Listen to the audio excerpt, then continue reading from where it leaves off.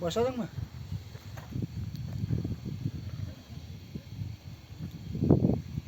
Hürmetli Prezident, yine kış ayında yine senin sotların, baba, katası agentliği başlıkları, yine şu benim navesimi yine bızıldayatırlar. Baba, sen ruhsat belgen ekensin.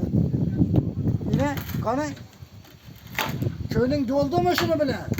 Sen bakal adamını işkin elden navesini sen ruhsat ver bızdıgan ekensin. Mezhepte şahsına ait koydu. Prezidentin özü şahsan bızınla. Hava.